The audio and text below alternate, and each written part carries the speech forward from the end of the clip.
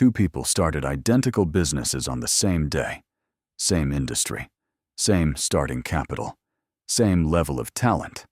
Marcus and Sarah, both running digital marketing agencies, both starting with nothing but a laptop and a client list. 5 years later, Marcus was working 14-hour days and hadn't taken a holiday in 3 years.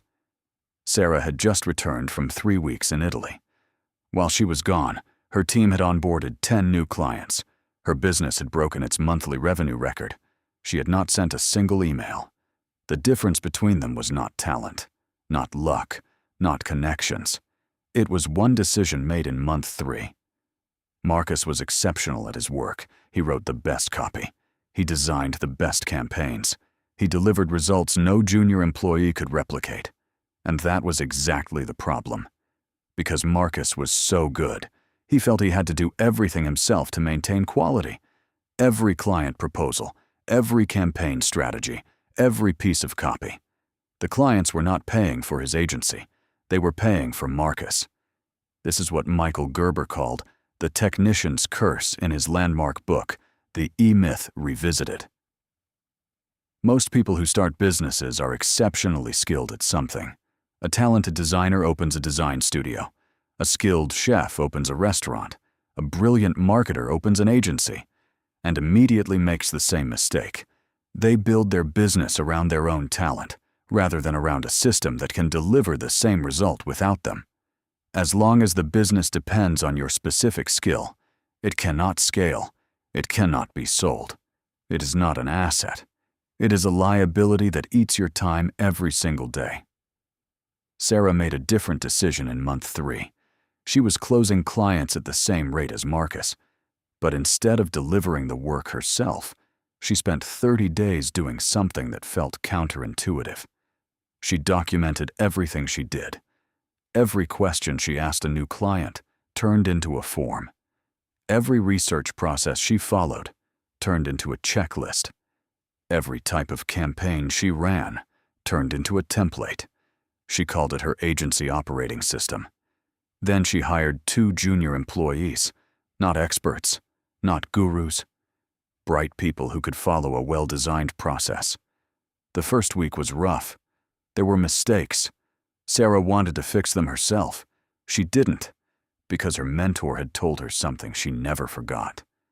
If they fail, it is not because they are incapable. It is because your system is flawed. Fix the system, not the person. So Sarah fixed the system. She added screenshots. She added video tutorials. She made the instructions so clear that misunderstanding them was almost impossible. Then the numbers changed. A single client campaign. Marcus's model. $5,000 revenue. 40 hours of his time. Effective rate, $125 per hour. Sarah's model. $5,000 revenue. $1,000 in staff costs. $4,000 profit. 0 hours of Sarah's time. Her effective rate for that project. Infinite. That is the precise moment a job becomes a business. Not when the revenue grows. When your time disconnects from the income. Sarah used the profit to improve the system. Better tools, better training, better processes. Marcus used his profit to take on more clients, which required more of his time, which left him less room to breathe, which made him more indispensable, which made the trap tighter. 5 years later, the gap between them was not measured in revenue. It was measured in freedom. Marcus had built something impressive. He just couldn't leave it.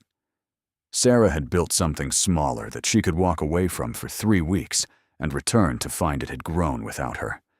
McDonald's does not have the best marketers in the world. It has the best systems. Amazon does not have the most talented logistics teams. It has the most efficient processes. Starbucks does not make the best coffee in any city it operates in. It makes the most consistent coffee in every city it operates in. Consistency at scale is not a talent problem. It is a systems problem. And systems can be built by anyone willing to do the unglamorous work of documenting what they already know. You do not get rich doing the work.